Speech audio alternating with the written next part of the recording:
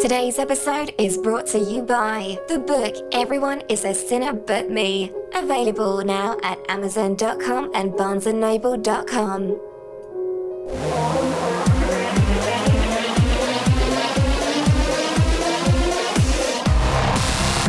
Live from Volpis Studios, it's the MCS1 show featuring Caleb Henner, and now your host, MCS1. Welcome to an awesome special edition of the MCS1 show. I'm MCS1, joined again with Caleb Henner. Yep. And today we're going to do something a little bit different.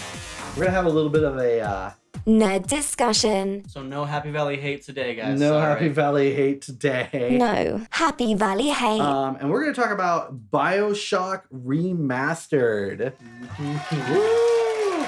I'm a pretty big Bioshock fan, and in honor of the new Bioshock Remastered series, we figured, hey, let's talk about Bioshock for a bit, because it's something Caleb and I have both played, we both love, and so we're just like, well, why not? Yeah, let's do it. So, Caleb, do you remember like the first time you played Bioshock, or like when that was?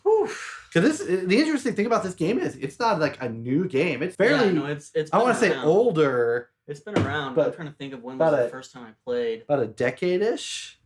Yeah, I'm trying to think when the first time. I know it was, okay, so it came out, I think, right before I left. Like for your LES mission? Yeah, and I didn't really get to play it then, but one of my buddies played it a lot, and he was like, dude, you got to play this when you get back. Oh, nice. And so I think the first time... Setting you up. Yeah, seriously. The first time must have been probably 2009. Oh, okay. Which was, I mean, obviously a while after it was initially released. But yeah, just basically because of the horrible timing.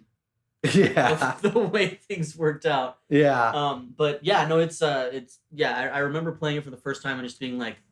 floored. Whoa. See, I remember seeing it for the first time more than playing. Okay. Back when I worked at community college, we had like a front desk that we had to have staffed 24/7 when I was a resident assistant and RA.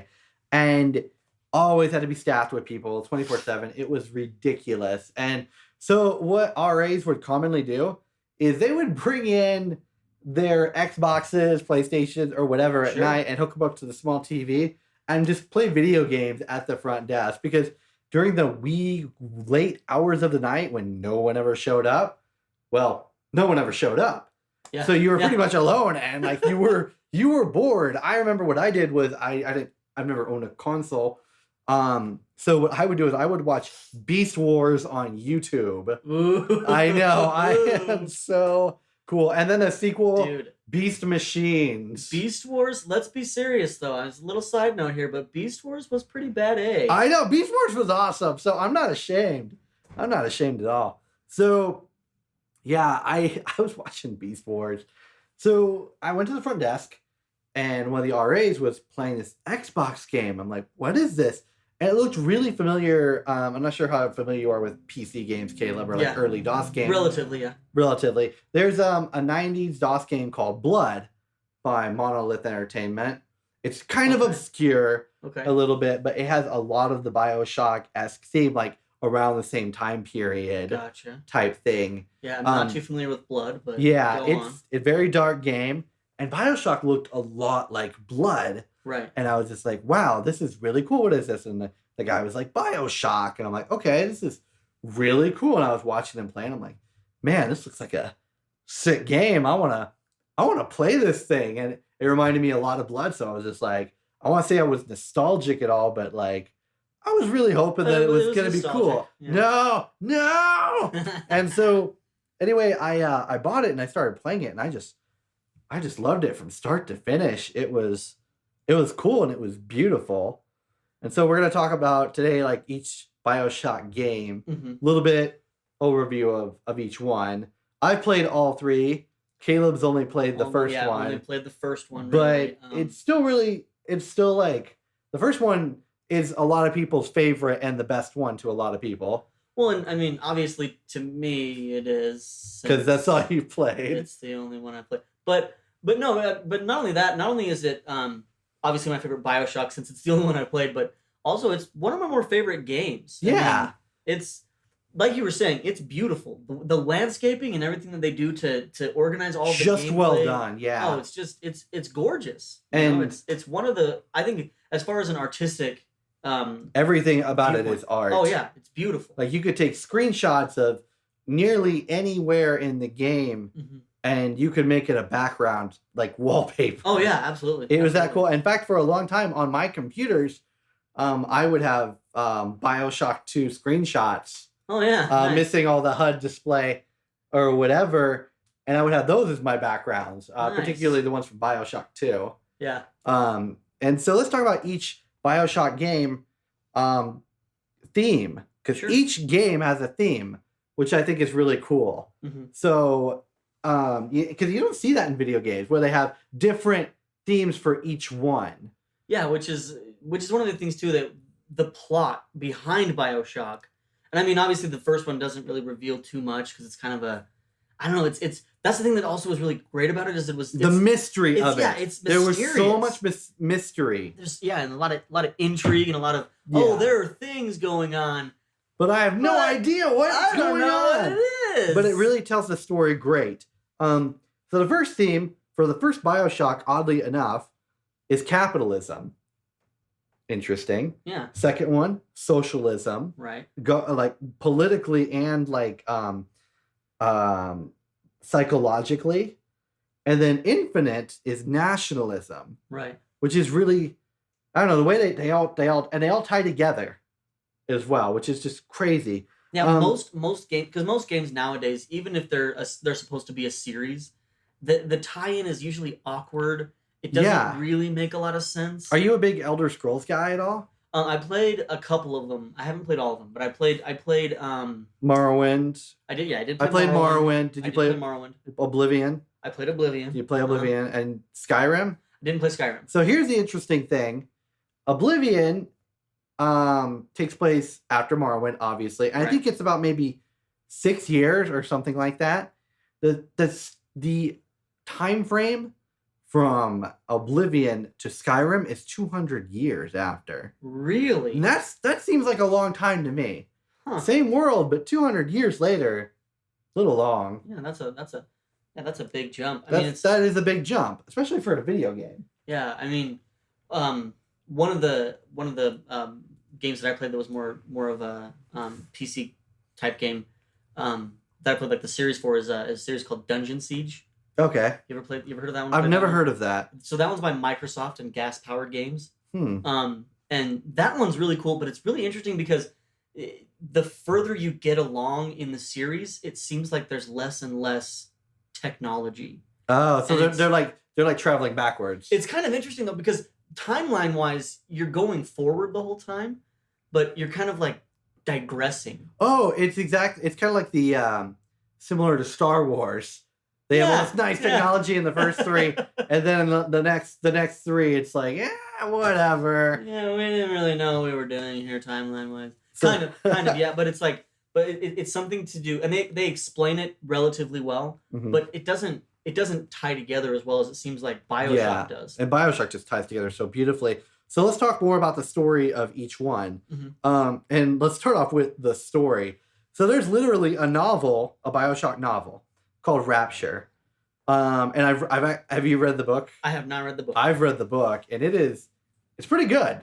Really? It's really good. Like, and I don't say that about most video game books. Well, most video game or movies. Most video game movies. I mean, or just in general. Yeah, I literally have yet to see a video game adapted into a movie that I was like, yeah, that was actually worth my time. Yeah, movies not so they just don't adapt well. But the books, I've seen a few really good adaptations, but this book adapted really well, and I was really surprised. So much better than the Mortal Kombat movies. Much better than the Mortal Kombat movies. And what about Street Fighter? Definitely better than Street Fighter. No Van Damme. No Van Damme and no Raul Julia. So anyway, it just basically talks about the beginning of Bioshock. Like what happened before, which is like they build Rapture. And what Rapture is, it's a building. It's basically a giant city under the sea. Right. and it's Atlantis. It's Atlantis. That's actually what my first thought was. I was like, oh, is this a game about Atlantis? Oh, that'll be so cool. But no, it's built under the sea, called Rapture, and it's basically where they can have a complete free market economy and not be restricted by government interest or sounds delicious. Or religious interest or just things like that. And it's basically something very selfish, I would like to say. Mm-hmm. And the thing about it is the main character who built it, his name is Andrew Ryan, which is an anagram for Ayn Rand, right. Who wrote some very conservative books, The Fountainhead, The Virtue of Selfishness, and the most famous one is Atlas Shrugged. Right. Very, depending on who you ask, I should say, very good author. I see your point for what she's trying to get across with everything. I don't agree with it. I mean, and that's the thing is like, if you... Not to get political. If you read a book like what Ayn Rand used to write, because I've read pretty much everything that she's ever put out. There are a lot of things about it that I enjoy, and there are a lot of things that I feel she misrepresents. Oh, go on. But my point is, I mean, if you're going to read a book that is that polarizing and expect that you're going to like all of it, then you're reading it for the wrong reasons. Yeah. And the interesting thing about all of that stuff, good and bad, they took all of that and they threw it into Bioshock and they made it cool. Yeah. And that's what they did. And one of the main story writers for it, he goes, I remember reading these books in college and I always thought to myself, hey, I'd really like to do something cool with this. And so that's what they did. That's interesting. And they did. They made it awesome. And so the city, this Rapture, is built under the sea, free market economy. Well, then with every city, you're obviously going to have some issues. So they get a guy in there named Frank Fontaine, basically a smuggler. Right. And so he starts smuggling in everything. And it's this free market economy, just unrestricted government trade. But they're trying to restrict smuggling and trade and stuff. And so Andrew Ryan's trying to do all this while creating this, completely government-free area, but starting to turn into what he hates. Which is one of the things when I was playing through it, I was just like, wow, this guy is not really acting in the interests of the free market. Because he's acting in his own self-interest. Right, which is, and it's cool, we get it, you built the city. Right, well, and let's be serious. There's never going to be a place or a city that is any kind of a politician or anything like that, or a founder or whatever, who doesn't have self-interests. Yeah. Everybody has self-interests. I have self-interests. I don't know. I heard Bernie didn't. But no, it's really interesting, though, because if you really do want to create that much of a free market economy, you really do have to just deregulate everything. And the funny thing about it is that would make smuggling not even smuggling. Well, it would make it non-existent. Yeah, because there would be no such thing. It would be actively just bringing stuff into the city. It would just be called importing. Yeah, it would just be importing. But in this case, it was smuggling because there were certain things that were forbidden into this city. Which is also really funny. Which is interesting. Pets. Pets were forbidden. See, cats. That's a really interesting thing too. That was one of the things too that I was playing through, and because I was like, I've read Ayn Rand's books. They don't really say anything about pets. Yeah. Not being allowed, or really anything not being allowed when they establish any of those. Well, it's kind of like when you form, you discover a new country, I guess, or whatever. Right. You try to keep the ecosystem very balanced. Right. And in this case, it was balanced by no pets. And that's, it's kind of like with Australia. Australia gets any new animals and they're screwed. Exactly. And it's really funny, like that episode of The Simpsons. Yeah, exactly. When Bart brings in the frog. The frog, yeah. Yeah, but that was one of the things too where I was just like, well, they're creating this quote unquote free market economy while still having speaking of a lot of regulations. Speaking of pets on here, they find a very interesting pet at the bottom of the sea, or an interesting animal. They find these sea slugs, one of Fontaine's guys, while they're doing their smuggling operation. And the guy was hurt from something, and then he noticed after he touched a slug, he was feeling healed and a lot better. And he's like, whoa, this is crazy. What's up with this? Drugs. So they take the sea slug, they analyze the sucker, they have someone analyze it, and they're like, holy crap, these sea slugs have some really crazy genetic code stuff going on. And so basically they harvest the sea slugs to make drugs. Right. Essentially. Right. Or in the video game, quote, magic powers. Yeah. Kind of thing. Yeah. Which is, or plasmids. Right. Which are basically the little powers in the game. Like you can shoot like fireballs and electricity in the most nerdy sense of things. Basically, I mean, well, you choose your own kind of based on the storyline. Yeah. But yeah. But my favorite, I didn't use it. I just thought it was really funny. There's one, I think it's called Insect Swarm or something like that. Yeah, and it's a fistful of bees. And you can just like shoot bees at people. And they start waving around, freaking out. And they're just like, bees! Are you going to send the dogs or the bees? Or the dogs with the bees in their mouth? And when they bark, they shoot the bees at you? Yeah. It was kind of like that. And so that was something that was mentioned in the book. And so anyway, with the sea slugs and the injecting of the drugs and stuff, they basically create drug addicts within the city. Right. A bunch of other stuff goes down. They try to stop the smuggling ring.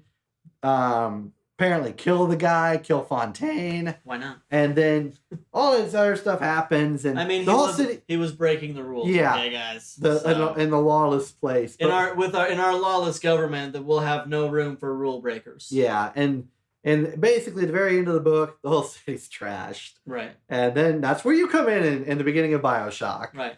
And so let's talk about the game Bioshock, just like a bit more in depth rather than the book.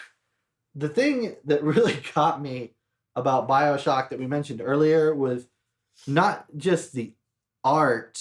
Everything about it was beautiful, but the color as well. Like the color was really well done. It was very, quote, dark, but vibrant. Somehow it was really vibrant. That was one thing that kind of caught my attention. Going through it, I was like, well, yeah, you're, way under the sea and you're whatever, and it's obviously super dark. And there's lots of neon lights. Right. In there. It's kind of like being around those puffer fish, not puffer fishes, the ones anglerfishes. Anglerfishes, yeah. The ones that have the creepy little, light bulbs in front of their faces or whatever. Yeah, that's the anglerfishes. Yeah, it's basically like being in a room full of those. And the interesting thing about it is I play some video games that are really dark with their color, and sometimes after a while, like, my eyes hurt. Yeah. Like trying to squint and see things. Bioshock, my eyes never hurt. Like it was just... Mine did after 16 hours. Well, I think, yeah. And I'm just I guess. I'm kidding. But no, the color was so well done that it never felt like it was too dark, and it felt normal. I don't want to say natural, but normal. Right. Well, and that was one of the things that I feel that they did very well.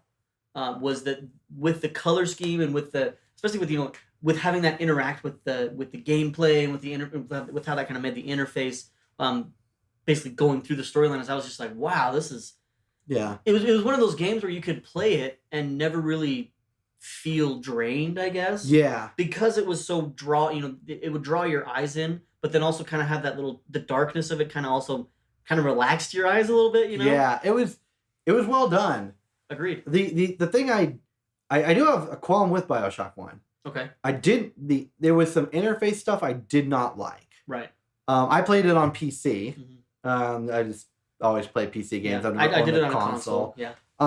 And so there's a button where you can switch from your guns to your plasmids, which are like your powers. And I hated that. Like, well, it seems that was one thing too. When there was like, this seems kind of unnecessary. Yeah, and in Bioshock Infinite, that second button, you don't switch between the plasmids. You just use them instantly. That's how it should have been. Yeah, and that's how it should have been. I'm hoping with the Bioshock Remastered they do that, although I doubt they are going to. Well, I mean, if they're remastering it, I don't think they're going to change any of the gameplay. I doubt that too. And then let's move on to Bioshock 2. Okay. Very similar to Bioshock 1 as far as art goes. Right. And 2 is my favorite. You play as what's called in the game a Big Daddy. Oh, man. And so after the city pretty much went under, after the story and before the first game, they're actually, even during the story, there were these people called Big Daddies, and they were basically jacked up on these these drugs, on these plasmids, or they call it splicing Right. when they do it because it's technically quote gene splicing, and the drug addicts are called splicers. So you're basically playing as a character that's really spliced up in a diving suit that's meant to like repair the city. Mm-hmm. But the Big Daddy you play as in the second one is unique because he was a test run to be bonded with a little girl called a little sister who went around to gather all the atom or the drugs out of dead splicers, Dude. which is really morbid. Yeah. And so you were meant to be bonded to a little girl and protect her because that's what the Big Daddies do. Now, instead of repairing the city from, the standard leaks and all the pressure of being underwater, they're now protecting these little girls. That's cool. Yeah. And so you're playing as a Big Daddy, and it's cool because in your right hand, you've got like whatever gun you have, like a rivet gun, a harpoon gun, a Gatling gun, a double-barreled shotgun. Mm. And you're holding that in one hand because you're huge, basically. And your Right. other hand, you got your powers, and you're just zapping people or blasting them with bees. You're just shooting the bees out of your mouth when Just- you bark at them. Yeah, seriously. But it's cool. And that one was my favorite Bioshock because it had like a really classic father-daughter story type thing. And I'm not big on that, but I felt it did a really good job in Bioshock 2. The problem with it was, to me anyway, everyone hated it. That's funny. Because everyone loved the first one but did not like the second one. Do you think that was more because of the new interface, or do you think it was more the story? I want to say I think it's the story and a little bit of the interface. Because the interface in the second one was much better upped as well. And I don't know if people were used to it. It was a lot less complicated, Right. which was awesome Right. to me. But I don't know, maybe other people didn't like it. And I don't think they liked the story. I liked the story because it showed it was all about socialism, Right. which I thought was kind of cool on the psychological spectrum. And also what happened after the events of Bioshock 1. It was 10 years after. Mm-hmm. And it's cool to see that type of aftermath. Right. Right. From 10 years, the city's just been sitting around going crazy. Right. And it's like, well, what it turned into? Oh, here's what's been going on, everyone. That's crazy. It was taken over by a crazy socialist doctor who was a therapist. And she basically took it over with all these drug addicts who now identify as what they call the Rapture family. And they have a thing in there called the Cult of Rapture, which is basically like a really messed up, weird church for these drug addicts. Would you say that the Cult of Rapture is a safe space? No, it's not a very safe space at all. I'd say it's anything but a safe space. It's probably the most unsafe space you could find. So no Enya? No Enya, no. Alright. The music score for Bioshock 2, by the way, Okay. is amazing. Some of it's really peaceful, which is really odd. And then some of it's like just like Bioshock 1, really fast, crazy violin stuff. Right. Which is also the same, can be said for Infinite. It has really peaceful music that's like really beautiful, but then how these play crazy fast string sections that's like not like unnerving or disturbing, but you feel strange. Right. Like I can't identify it. It's like something's poking you and you don't know what it is. Yeah. So I've done a little bit of musical theory. Not a little bit. I've done a lot of musical theory in the past, and so with the first one, what they're doing a lot of is actually pretty similar to what they're doing in like the Simpsons theme song. It's called a trichord progression. Okay. It's a trichord versus a quadrichord, which is a 3-chord versus a 4-chord kind of a thing. Okay. And what it is it's basically just it creates a lot of dissonance in your brain, and as human beings, it just kind of it's one of those things that, like you were saying, that's actually a really good analogy. It's just kind of something that just pricks at you. It just really makes you feel uncomfortable. You know what I mean? And it's basically it's a reaction that your brain kind of has to the way the music is being portrayed to you in that situation. So it's kind of an interesting thing. That was one of the things that I noticed about the first one as well, is that it was like, I was like, wow, they're really playing the music off to fit this mood, but also to kind of not fit the mood perfectly, so that it just kind of, you just feel like something's wrong. You definitely notice it. Right.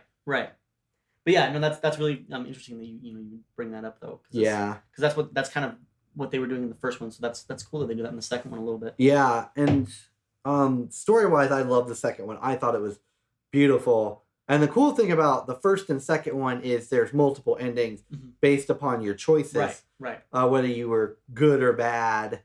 And I really like the second one. I felt it had a really beautiful ending for the good choices. I've done a bad ending before, and I actually felt really bad at the end. Really? I was like, man, this is horrible. What have I done? Kind of thing. I mean, yeah, it's a video game, but it's like, what have I done? That's interesting. When a game can really play on your emotions like that, and it does. You know that they've done a good job. On that note, though, one thing that I will say is I do find it kind of interesting when people will or will not play a game simply because of the storyline. Oh. That just it seems weird to me because it's like I want a storyline that's engaging, but it doesn't that's not the only reason I'm playing a video game. Yeah. You know what I mean? I'm playing a video game because I want entertainment. I want to be entertained. Yeah. And I want to, enjoy. I want to basically just enjoy the gameplay. Gameplay to me is the most important thing. Yeah. And the gameplay for Bioshock 2 sounds like it was a little less clunky than the first one. So I kind of feel like it would have been a better game. Yeah, and to me it was. It's my favorite one. It might have been the story. That might have been it because... And I'm sure these kids all played Mario growing up too, where it's like the story is you're an Italian plumber. I know, seriously. And you're fighting turtles. Stomping turtles, bro. Well, it's like, okay, so you're only going to play video games that have a good story, then I guess you can never play any Mario game ever. Yeah, and I'm not going to lie, the Bioshock story for the first one, it was set really high. Mm-hmm. There was a lot of big reveals in it and twists. Right. And I'm guessing they let their nostalgia get the best of them and let it ruin their life. That it's like, oh, this isn't as good as the first one, and it's that type of thing. But a storyline, okay. Again, it's a video game. It's not a movie. I know. I mean, but the thing about the Bioshock games, though, is they really do tell a good story. Mm-hmm. And they don't do it in an in-your-face way. They don't spout tons of exposition off. You find little tape recorders of things. You walk and you see things. You'll hear about things from like radio conversations and stuff like that. But it's never in your face. Right. It's just all around you. And you're just kind of passing through the story. And obviously you're part of it, but it's like you were there and you're experiencing it and seeing what happened as well. See, and that's one of the things that I liked about the story in the first one is that you didn't have to experience the story if you didn't want to. You just knew. Because it was kind of subtle. The way that it's like if you wanted to look for more, it was there for you. If you didn't, you could skip it. Right. Well, and I think that's genius because, there are those guys that play video games just to play video games. And then there are other people that play video games because they want to have an experience. Yeah. I think to me, it's more the people that wanted to have an experience probably in the second one that didn't enjoy it as much because if the story wasn't as strong, they're looking for an experience. Yeah. It's like, I felt it was a strong story, but not the strongest story. Okay. And that was the issue.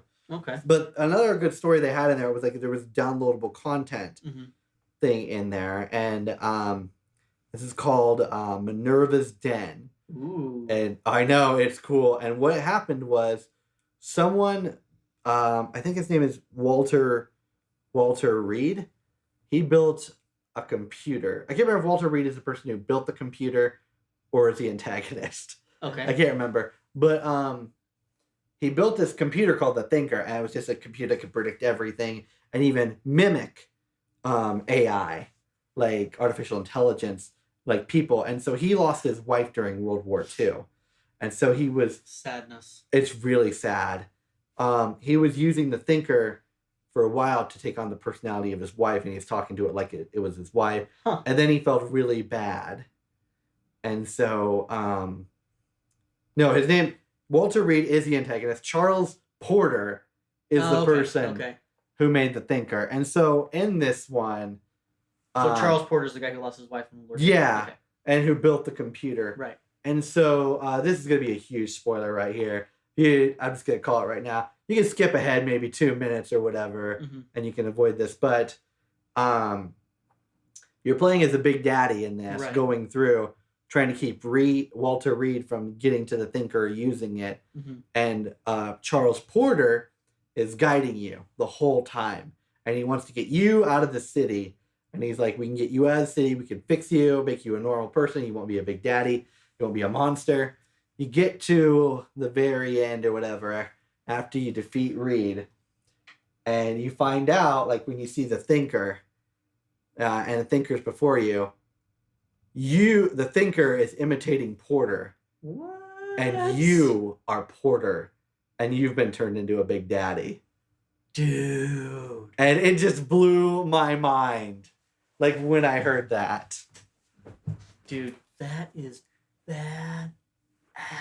Yeah, it is so good.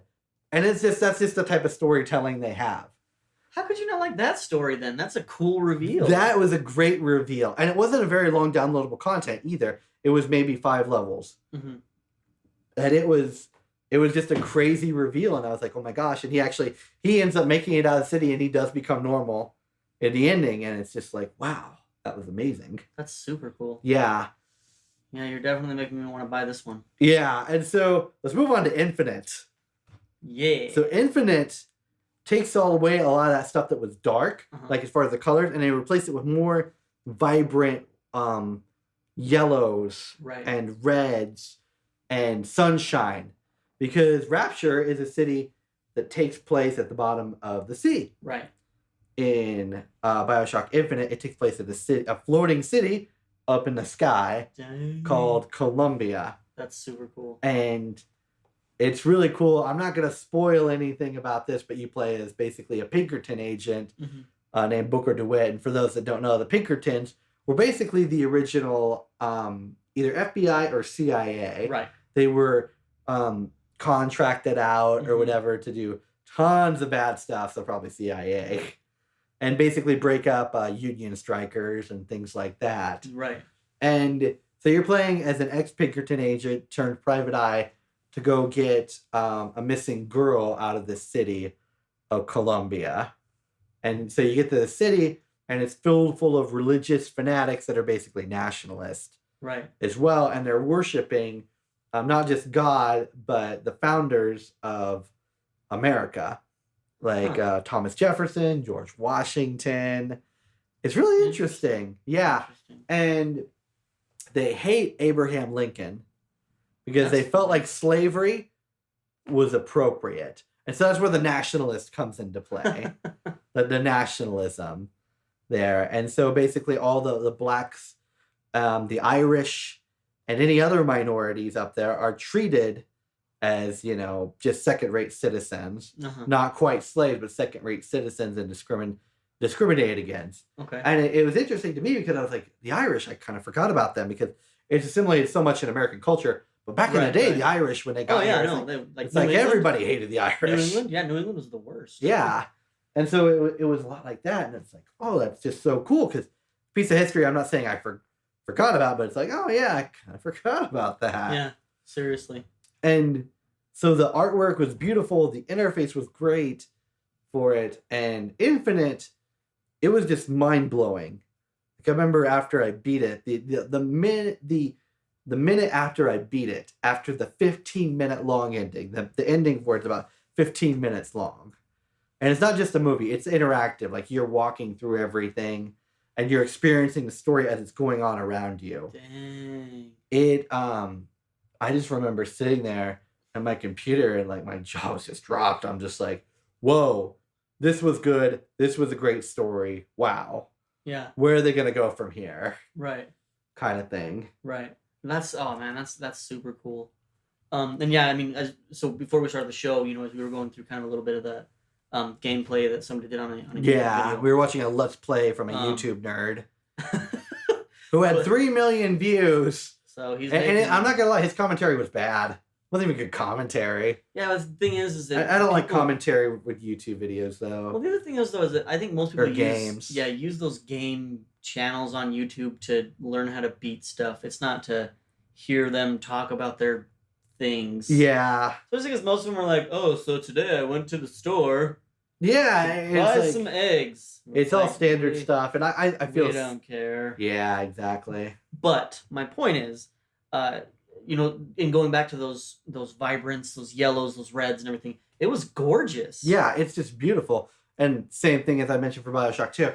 My my actual background picture on my iPad is actually from from Bioshock Infinite, and I'm showing it to Caleb right now, and it just looks nice. It looks beautiful. Yeah. It's just a picture of Booker and the girl he's supposed to get, Elizabeth, and they're like just falling through the sky, and it's just so cool.